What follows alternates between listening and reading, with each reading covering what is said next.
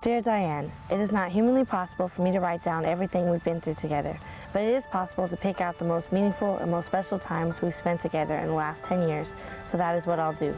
You have changed my life in many ways. Without you, I would never have made it to where I am today. I'll always remember the first day we met. The first day Rebecca and Diane met, Rebecca was only 8 years old and had just been removed from her home. She was being abused by family members. I was 8 years old and I was confused and mixed up, you know, and I felt like I really didn't have anybody to rely on because my parents were my everything, you know, 8 years old. In a perfect world, no child would ever be removed from his or her home. Come to order, court's now in session. No child would ever be abused, and no child would ever enter the juvenile court system, a scary world of courtrooms, judges, lawyers, social workers, foster homes. Most of all, loneliness, confusion, uncertainty, and fear. But for many kids, this is reality. Approximately 4,500 children in Contra Costa County enter the juvenile court system every year. Of those, 75% say they were abused. Abused children are at tremendous risk for lasting emotional trauma, trauma made worse by a complex, confusing, and drawn-out court process. To address the needs of these kids, a program called CASA was formed. It stands for Court Appointed Special Advocate. A CASA is a volunteer who becomes a powerful part of a child's life, a special friend and advocate, someone who cares. A CASA visits the child's home or foster home, reads expert reports, hangs out with a child, makes recommendations to the court, and monitors the progress of the case to reduce delays. We make the county listen. We make them hear that this child's life is passing. This child's life is very precious, and it shouldn't be forgotten. The relationship starts with a call from the court. Diane remembers that call well. It's a little girl in your area. She's 8 years old. Come down and read her file. And I was scared to death, and so I went and read her file, and I just thought, yeah, I can do this. So she was living in another city, sort of close by, and I went and visited her, and that was the first day we went to McDonald's, and she was nervous. She was feeding me a meal, and when I get nervous, my stomach gets upset. And we were eating, and I spilled ketchup like all down the front of my shirt. We were both laughing and giggling. And then by the end of the afternoon, she was like, when are you coming back? Well, I was, upset at the things that had happened in her life, and it was pretty sad to see that she was living in a temporary foster home with none of her clothes, none of her belongings, none of her toys. And I thought, God, someone needs to get these things and make her feel comfortable. And so that was one of the first things I said to myself was I'm going back to her family home to get some of her belongings that are personal for her and bring them back. And, so I've taken this doll to many. Not only does a CASA provide great comfort to a child, the community benefits as well. I think CASA is probably one of the best programs we have for crime prevention. Because I do both dependency and delinquency in this court. So I see children that commit crimes as well as children that have been abused.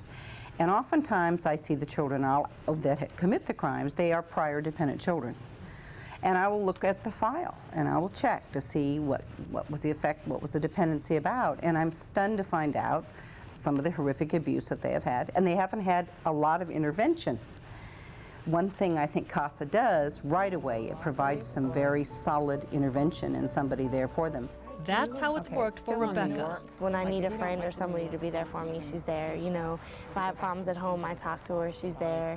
Many times, kids that have been in the foster care system don't have hope and they don't have anyone giving them direction. And I felt like I didn't want her to get lost and not have goals and plans. And she just let me know that as long as I continue to press myself and to do what I wanted and to strive for my goals, that I would make it. CASAs teach children many things, perhaps most important, to love and to trust. When my parents would reverse things around and make it seem like everything was my fault, you would talk with me and explain that I was a victim and it was not my fault. So that has been my role with Rebecca, telling her that she was wonderful, that I love her, that I care for her, that I will be, the aunt to her children, hopefully in 10 or 20 years, not anytime soon, but that she is important. And that, yes, she may have had some problems within her life that were not her doing, that it's not her fault, but she can put that behind her, close that door on the chapter, and start, in a new chapter of her life. And there is hope. You can see what a profound effect Diane has had on Rebecca's life. But there are many, many more children like Rebecca who don't have a Diane in their lives. In Contra Costa County, there is always a waiting list of children needing help. So what can you do? It's very important for the public to remember that CASA's programs are privately funded, and that if there would be an opportunity for you to get involved with becoming a CASA, specifically, that's one option to the work that you can do to help change the lives of abused children. CASAs really make a difference. I have seen it over and over and over. You could change a child's life. You can take a child that has been terribly abused or mistreated or neglected or molested, and you can take this child and teach them to trust, you can teach them to love, you can give them confidence, you can do all these things for this child. And what else is there in life? It's a nice feeling to be able to help someone, and I don't get anything out of it except, you know, I have a wonderful relationship with her. I have someone in my life that I have seen grown up. And grow up she has. Rebecca is now in college. Her goal is to become a special ed teacher. She also works part-time with mentally and physically disabled kids. And she has another part-time job on weekends to help put herself through school. She wants to help others, and hopefully, maybe, possibly, you know, it's because she also felt like someone helped her in her life. In conclusion, I would like to say everyone deserves a special person in their life, like you. I will never forget you, and you will be a part of my life forever. Sincerely, Becky. P.S. Friends forever.